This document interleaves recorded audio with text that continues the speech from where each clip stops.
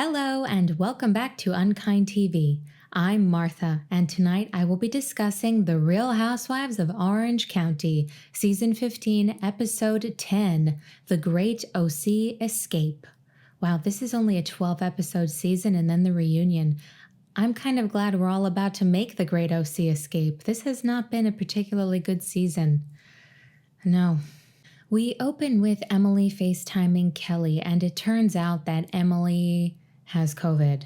And she's really worried because Shane is also sick. He hasn't tested positive yet, but he's more symptomatic than she is. She says that she's not that bad. She has a little bit of a headache, but he's in bed coughing, and she will not be able to go on the trip to Lake Arrowhead. Emily gets this talking head where she says she wishes she knew how she had gotten sick in the first place because she did everything she was supposed to do. And I believe that. Emily is very intelligent and responsible, and I truly think she did take all the precautions she was supposed to take. It's unnerving. I feel so bad for Emily because I can tell she feels responsible for Shane being sick because she's the one who tested positive and then he came down with it. But she was probably doing things that she had to do to take care of her family, go to the store and pick up groceries. And no matter how careful you are, sometimes there's a breach, and this thing is so highly transmissible. And this was early on, and a lot of people weren't following protocol, and we don't know who gave it to Emily. You can be doing everything right, and if other people don't comply, you're not so safe. Next, Braunwyn is telling Igor that she has reservations about going on this trip. Well, yeah, she's in early recovery and she's going away on a girls' trip where they will be drinking, and there is tension that she has created. She kind of brought it on herself, right? By digging into Elizabeth. She knows that they're going to confront her about that when she gets up there, but she's just so worried. She shouldn't be going. She should not be going. Now, normally, if this were real life, this is just somebody I know, I wouldn't tell them what to do. They call it taking someone's inventory when you're sober and you're telling another sober person what they're doing right and wrong. But she's on a reality TV show, so I'm criticizing her judgment and her actions. She has no business going on this trip, but of course she will. Kelly is the first one to arrive at Lake Arrowhead, and there is hand sanitizer outside the door of the house where they will be staying, and she handles it like snake venom. She's like, okay. You're supposed to, I mean, when I put that on, I put that on. I was always like this anyway. I put a dollop and I'm like, I'm going into surgery, okay? This is, and I take my time. I wait till it dries. I'm like, okay. All right, Kelly. Before Braunwyn heads up to Lake Arrowhead, she stops to visit with Shannon like Bubble Boy. All right, I shouldn't make jokes because Shannon's illness could potentially become very serious. It's just the way they do this, and Shannon's hand action is so aggressive that I couldn't help but giggle a little bit to myself. Shannon tells Braunwyn, now all the girls have it, all three of them, and I have to self-isolate from them. They're alone. My girls don't understand the trickle-down effects of how this can hit so many people.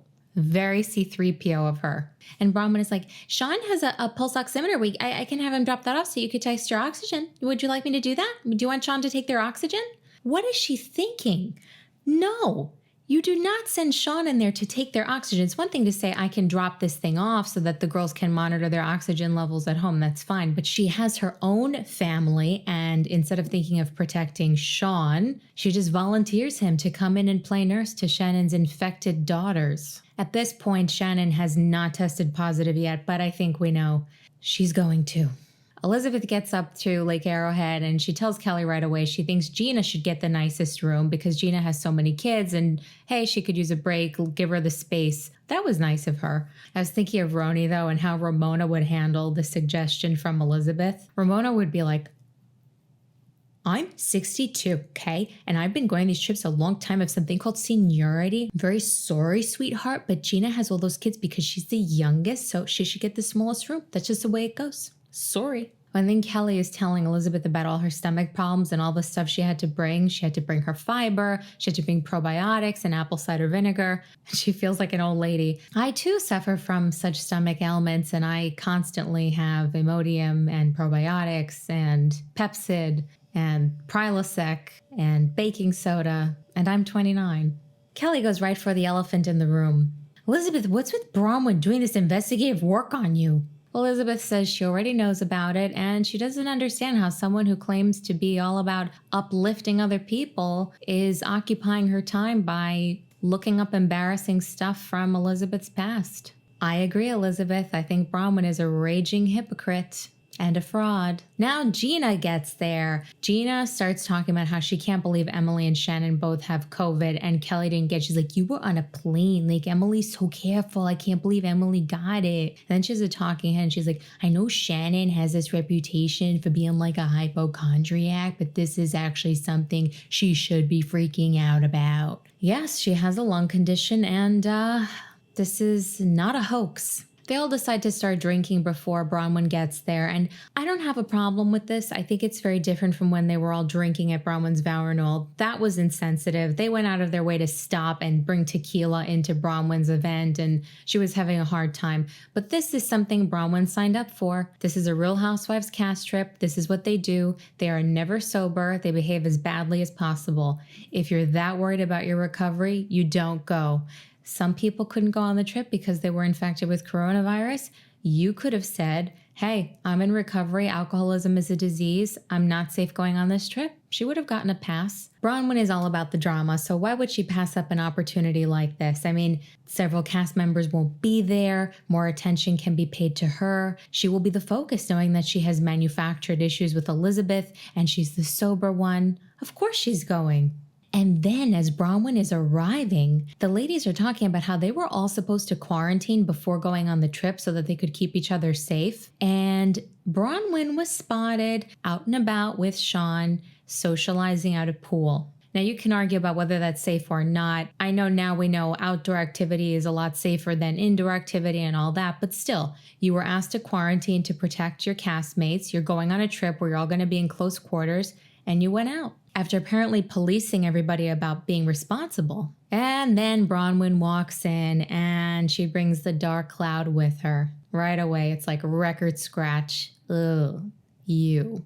Right away, Braunwyn is complaining about all the triggers all around her, that she has been in a safe bubble with her family and an alcohol-free home, and now she's wishing she hadn't come. I'm sure the group feels the same way. I don't want to hear it. You knew what you were getting yourself into, and you came for exactly this reason. Kelly's cracking me up. She cuts right to the chase. She's like, hey, Braunwyn, you're doing an investigation on Elizabeth. Well, she had an investigator on you. They saw you out with people when you told us to be quarantining. And Braunwyn says that was before she knew she had to quarantine. And she was already home when she was telling the others that they couldn't socialize. And then she gets a talking head where she's basically describing herself. She says that Kelly takes the truth and skews it and helps people believe it. Uh-huh. Okay, coming to you live from Projection 101. Gina starts expressing that she is frustrated with Shannon. She says, Shannon was freaking out that she was going to get this thing, and then she's got John and his kids in and out, in and out, in and out, and now she's sick, and I feel bad, but I don't want to go over there. And Braunwyn storms off in a huff. And they're like, was it something we said? And Braunwyn's like, I just don't want to talk about her while she's not here and she's sick. Saint Braunwyn, patron saint of the infirm.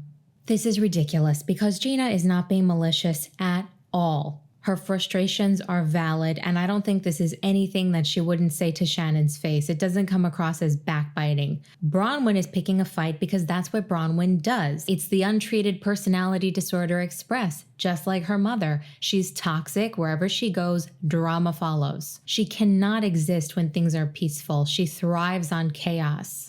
And the girls are being peaceful. Yeah, they're talking about Shannon and Emily being sick because this is the beginning of the COVID-19 pandemic. 2 of their castmates have the virus. Of course they're going to talk about that. It's just conversation. There's no ulterior motive. They're hanging out. Braunwyn is the one making something out of nothing. Elizabeth gets a talking head where she makes a lot of sense. She says, how can Braunwyn say she doesn't want people talking about Shannon when she isn't there, when she has been doing nothing but talking about me behind my back? We check in quickly with Shannon and John. They're downing immunity boosting stuff, and Shannon's kids seem fine. They are symptomatic, but it's like one big party with them. They're baking, they're playing with each other, and they got to keep Archie. So wherever Archie goes, that's the better isolation deal. And I have to say, it's probably the happiest I've seen them. But of course, Shannon's daughter is sure to say, "We miss our mom."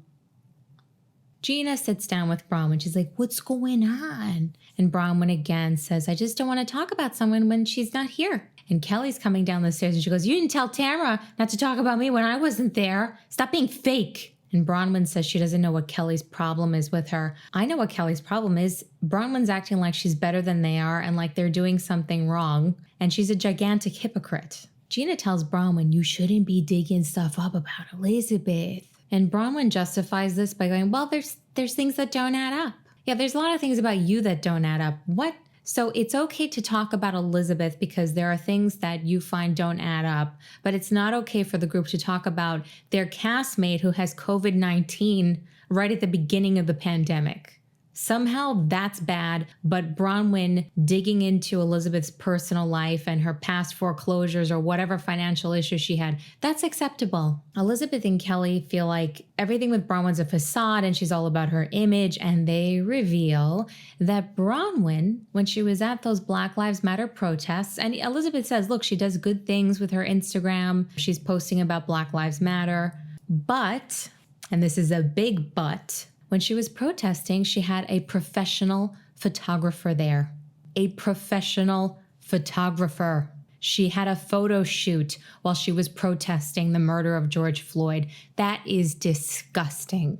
It's one thing to self-film for the show, and you could make the case, she's like, well, I have a platform and I wanted it to air on a national television show. This is very important to me, but you brought a professional photographer. Black Lives Matter is not your photo op. And I kind of felt vindicated, not to say I told you so, but I told you so. No, really, I don't want to be smug about it because it really enraged me. I felt conflicted about saying that I thought Braunwyn was being performative in her activism, that something just wasn't sitting right with me, that I felt as though everything she does is calculated, and does she really care, or is she just trying to make herself seem like the super liberal one in a town of conservatives? And it didn't seem genuine to me, and I wanted it to be genuine, but I really didn't think it was. And then we find out she brought a photographer. That says it all. For me, now she's totally discredited. I don't believe anything she says. I don't believe that she really cares about social justice or any of that. I just don't. I think that it was purely, like Kelly said, to make the rest of them look bad. You know, I get it. When you're on Real Housewives, it's so important to stay relevant.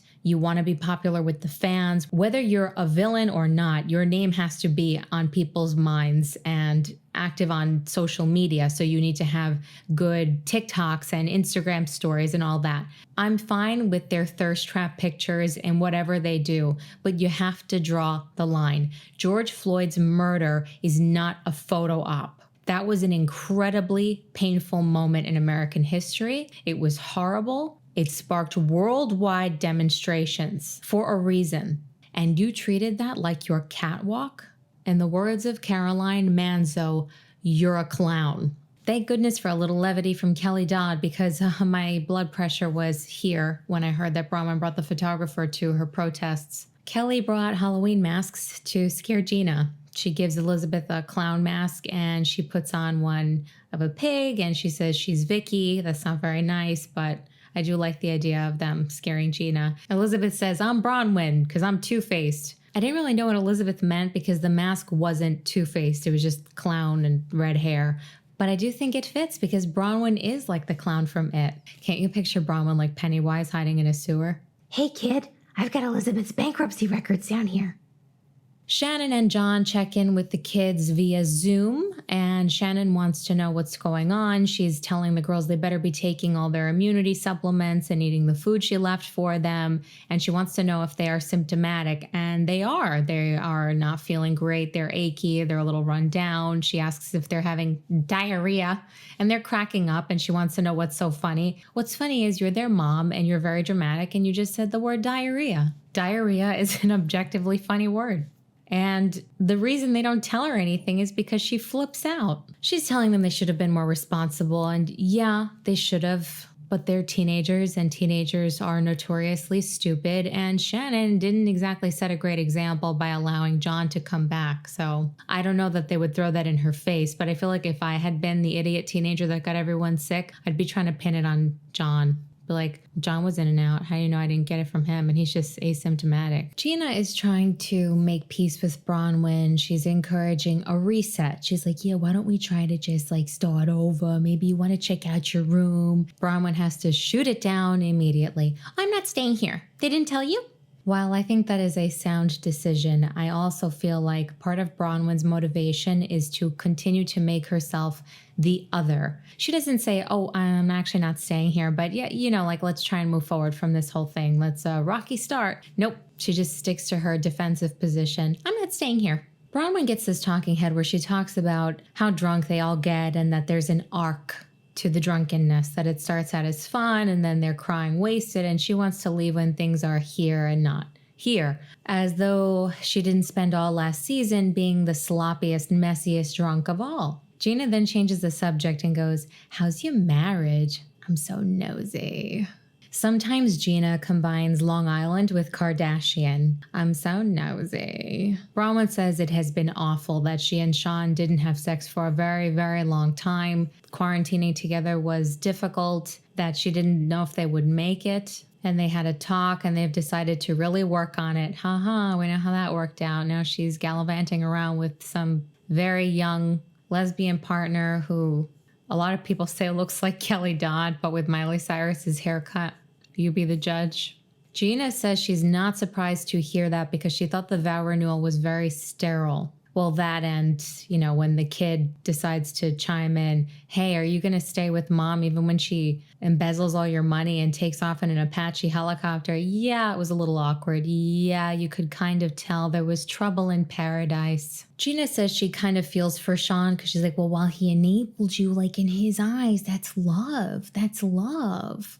And Braunwyn says that she has pressed him on that and said, why didn't you just leave me? Why didn't you take the kids and go? And he said, because I was afraid you would die. She's like, that's a heavy burden. You think being married to you is a heavy burden? Now we're back with Emily, and Shane looks terrible. Shane is still being funny, and Emily gives him credit for keeping his sense of humor. And she's perplexed because she's like, I'm the one who's tested positive. He's testing negative, and he's the one who's getting sicker and sicker. You know, I have seen this happen quite a bit. It's also happening with Shannon. That's why the whole business of, oh, I took a test and now I can go party, or I took a test and now I can go to Thanksgiving, it doesn't work because you can get so many negative tests and end up having it. And Emily is having a hard time because she has COVID and she's taking care of her kids and Shane and everything on her own while she's feeling terribly run down and fatigued. She has no energy from having the virus. Now the ladies are headed to the lake, and Gina is terrified. She does not like water. She thinks there are monsters in it, and I'm the exact same way. It has nothing to do with not being able to swim. I swim really well, but I'm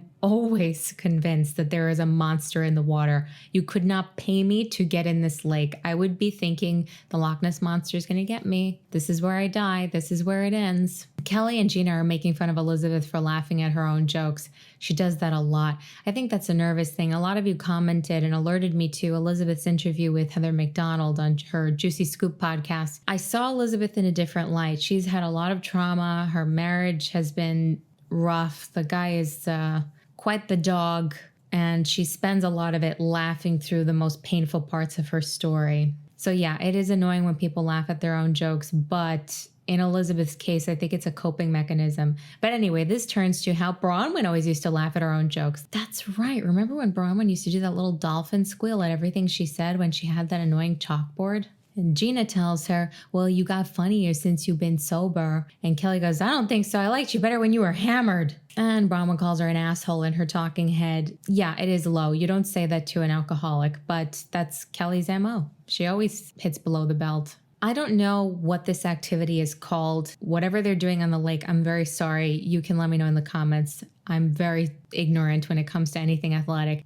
They're on little boats and they stand on them and they have paddles. I don't know if it's paddle boarding or kayaking or whatever, something in that vein. Gina says, wow, Braunwyn's really good at that. And Kelly's like, no, she's not. She sucks. I'm good at it. And she tries to be graceful and show how she's so good, and she falls in. And Elizabeth gets to talking, and she's like, Kelly, karma's only a bitch when you're a bitch. Kelly goes to dry off on the sand, and she calls Shannon, and she's filling Shannon in on everything that's going on. And she is going in on Braunwyn. And I guess Braunwyn's ears were ringing because she's walking around Kelly, and she's doing that thing where you think you're very slick. You just find an activity to bring you closer to the person so you can eavesdrop. Oh, let me just pick up my iced coffee. Oh, I just need my towel. What was that? I heard my name. And Kelly sees it and she tells Shannon, she's like, she just heard that whole thing. I'll call you later. Then Gina tries to be brave and she engages in that standing boat thing with Elizabeth, and she doesn't want to put her legs in the water. She's like, I'm going to break my vagina on this. Elizabeth's like, just put your legs around me. And they immediately flip the boat over and end up in the water, and Gina swims out of there. And Gina's like, no matter where I am, it could be a pool, it could be the ocean. I think the Kraken is coming. She's not wrong. I told you, Loch Ness Monster, Lake Champlain Monster, sharks, alligators, crocodiles, you name it. I've been convinced that it's chasing me in a pool. Oh no. We check in with Emily and Shane, and now she's having a nervous breakdown because he's not getting any better. He's gotten progressively worse. He's having trouble breathing, and she just doesn't know what to do. Early on in the pandemic, it was very hard to decide whether or not to take someone to the hospital because you kept hearing these scary stories. They don't exactly know how to treat it. The ventilators might be making people worse. And, like my grandma's friend, she's elderly, and her doctor told her, just stay home and I'll treat you at home. I'll be on top of you, but don't go to the hospital. Other people had their lives saved in the hospital. So Emily's frantic, not knowing what the right move is. I'm really glad, though, that she documented this so honestly, because I feel like there's so much misinformation out there. And this is a bit of a wake-up call for some people who maybe aren't taking it so seriously, because you do hear stories about people who, they had it and they were fine. Oh, it was a bad cold. Oh, it was a bad flu. And then there are people like Shane who are, how old is he? 40? And for no good reason, got so deathly ill. It's not a game. So thank you, Emily, for sharing such a personal and painful time. You're doing a lot of good, I believe, by putting this on the show. Back at the lake, Kelly is cooking for everyone. She's making salmon, and she cannot believe how these ladies have no idea how to cook. They can't help her. She's like, you gotta chop garlic. You gotta do this. And none of them can do anything. They're totally useless. They're supposed to wear face shields while they're preparing food. I guess Bravo provided that, and they can't see anything. And they realize, there's a protective film on the face shield that has to be peeled off. And she's like, we are such idiots. Like, I thought it was frosted. They start drinking a little, and Braunwyn shares how she had kept wine around because she didn't think that would be a problem for her. I thought she had an alcohol-free house. Okay. She said she kept wine because that wasn't her drink of choice, and then she found herself sitting in front of that refrigerator and staring at that bottle of wine. I remember those days. Early on, I would think I'd be okay, and then in the stillness of the night, you have this Alice in Wonderland moment where you see the bottle and it's saying, drink me. That's when the disease starts to talk to you. I don't really experience that now that it's been many years since I've had a drink, and I have other tools to help me cope with all that, and you get stronger with time.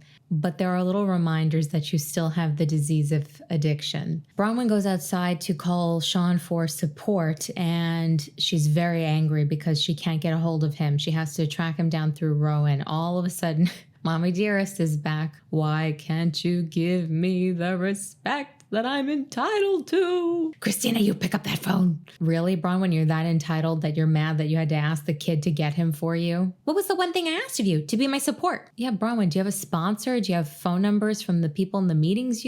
Nobody else you can call? Oh, is it that Sean agreed to be filmed talking to you about your sobriety on the show? Got it. That's why you're so annoyed. Anyway, she's complaining to Sean that she feels like the buzzkill, and I'm thinking, yeah, you are the buzzkill, but it's not because you're sober. It's because, in the words of Gina, you're an asshole. Back with Emily, she has now left Shane in the emergency room. He's alone. She's terrified. She thinks that he could very well die alone in there, and she won't be with him. And this is very real. I know people who died alone from COVID. It's all fun and games until you have to leave the person you love at the emergency room entrance and you can't go in there with them. And you're just waiting for updates. You have no idea what the hell is going on. And now Shannon is talking to Emily, and Emily's very grateful. She says that Shannon has been very supportive, and they're two moms going through this together. They both had to stay home from the trip. They both have kids they're worried about. They're both isolated. And Shannon is listening to the gravity of Shane's illness, how he was coughing up blood, how his oxygen is low. And she's asking Emily, but he still didn't test positive. And Emily's like, that's the thing. They tested him again and we didn't get the results yet. But no, he was testing negative. And poor Shannon, that's the last thing she needs to hear because she's been testing negative. And of course, she's sitting there waiting for the other shoe to drop. But even with her neurotic personality, Shannon is able to be an ear to Emily. And I thought that was nice. And Shannon says in her talking head, what's so frightening about COVID is you don't know who it's going to grab and how hard it's going to hit them. It's the fear of the unknown. Now we're at the lake again, and the ladies are sitting down waiting for the salmon to cook. And Gina asks Kelly about Rick and whether he has kids. And Kelly says, yeah, he has daughters. And Gina wants to know, do they get along? And Kelly says that Rick's daughter is mad at him because she says he's a conservative. Because he's not a conservative. He's not political at all. He just reports the news. And Gina says the obvious. She's like, well, Kelly, like, of course she thinks that. Like, he's a reporter for Fox News. She's going to think he's conservative. Yeah. And he's significantly older. I'm not saying all people who are in their 60s are conservative by any stretch, but of course, somebody who's in their 60s compared with a millennial is going to see things quite differently. And when they're having this discussion, it's a very tense time. People were fighting a lot about social issues, and Rick's daughter is mad at him for reporting for Fox News. Kelly's adamant that Rick is not a conservative. I don't think Kelly's ideological. I don't think she could even really explain to you what a conservative is on paper. But she says, well, Rick doesn't think you should rip down statues of Christopher Columbus. You can't rewrite history by destroying things. Braunwyn is being very condescending to Kelly. This starts to get heated. Braunwyn is explaining this as though she's talking to a 12-year-old.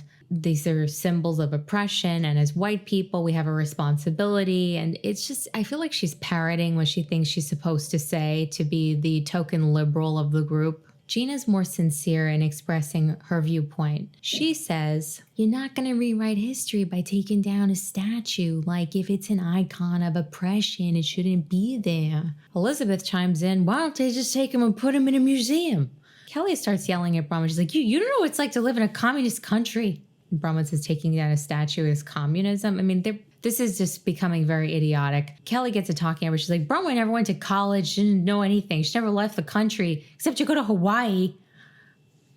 Do I need to point out the irony in that statement? Then Braunwyn gets to talking where she goes, Kelly is the only person who thinks that because she went to ASU, she's in Mensa. Kelly's a dingbat. Braunwyn is patronizing. This is not going anywhere. The conversation shifts over to the idea of privilege, and Kelly acknowledges that there are bad cops, but you can't fix that by destroying things. She throws in, I'm a Mexican. And Braunwyn says, yeah, but you know what? When you go to a store with a hoodie on, you're not worried that you're going to be killed. And Kelly doesn't say anything. Kelly realizes that's true. And Gina says that she thinks about when she got her DUI. And it never occurred to her during that whole ordeal when she was pulled over and interacting with the police. She never thought that her life was in danger. She's like, that's when I realized, like, that's privilege. Like, that might have been different if I wasn't white. I'm glad Gina's aware of this, and I'm glad this conversation is happening. And Elizabeth says she realizes she's privileged. She's like, I'm driving around my Ferrari and I was thinking about the cops. That's a good point because, yeah, Elizabeth speeds around like a maniac and never has to think about, oh, I might get pulled over by the police. And when I go to hand them my license and registration, they could shoot me and say they thought I was reaching for a weapon. You can tell Kelly understands what everyone is saying, but she's very annoyed by Braunwyn. She keeps giving Braunwyn dirty looks. And then the timer goes off. She is saved from her ignorance by the salmon being ready. Now Braunwyn is getting ready to leave and Gina's like, so are we gonna talk? Like, what's going on? Meaning, are they gonna confront the whole thing with Elizabeth? Braunwyn digging up all this stuff. Braunwyn kind of shoves it on the rug and she leaves. Then Elizabeth says she didn't want to ruin the night. They're having a good time. She's like, I'll talk to her about it tomorrow. And then Kelly says there's two sides to Braunwyn. There's the sweet side and then there's this calculating, self-serving side. And I happen to think it all goes together. The sweetness is part of the manipulation. Then we get this scene where Gina's going up to that nice room she was given, and it's infested with murder hornets. Well, not murder hornets, but bees and spiders. And yeah, that's when I would be driving back to OC. Good night, everyone. Enjoy the rest of your trip. We end with Emily updating us on Shane. She says that she really can't get any information, that the hospital told her he's sleeping and they can't tell her more until he's awake, and he gives permission for them to talk to Emily. And she tells us, I'm going to try to get some sleep. Then we see 25 minutes later, Shane starts texting Emily. Every hour is like a fight to live. I feel so bad. We always hated Shane and beat up on Shane. And now I'm like, no, little twerp, no. I really feel bad. I was crying. This is awful, but I am grateful to Emily, like I said, for being brave and being raw and showing all the ugly crying and all the sickness and all the bad stuff, because people need to see the reality of this. And that's where we end the episode. So on that note, Merry Christmas. No, really, you'll be seeing this right before it actually is Christmas, and I do hope you all enjoy the holidays as much as you possibly can. It's been a rough year. It's not going to change magically on January 1st, but we got to hang in. I know the holidays can be difficult for a lot of people, and I just wanted to let you know, if you weren't already aware of it, there is an UnKind TV phone number, and I do answer people. You can email me, unkindtv@gmail.com. You can text the number. Look in the description box below all my videos. The phone number is listed there. You can text me, and I will answer you. I do enjoy talking to people because I get it. I get depressed around this time of year. So for those of you who have a great time, enjoy it for me. And for those of you who hate it, you can reach out to me. It's going to be okay. You're going to get through it. I will probably be doing a live stream right after Christmas that weekend, and we can talk about anything. My live streams are fun. We can talk shit about Erica Jane and that whole scandal. We can talk about how the holidays are going for you. We can be silly. Anything goes. And I know a lot of people are missing them. I used to do them all the time during the beginning of the lockdown, and I've been saying I was going to bring them back. So why not for Christmas? So that's that. Please give this video a like and subscribe if you haven't, and leave me a comment down below. I like to hear your thoughts about these episodes more than my own. You always give me different perspective, or you alert me to some interview that went by me. I really appreciate it. I love engaging with you. As always, you can find more information about the channel in the description box below all the videos, and please follow UnKind TV on Instagram and Twitter. Be well, everyone. Be safe. Have a Merry Christmas or whatever holiday you're observing. I hope it's a good one. I love you all, and I will see you soon. Bye.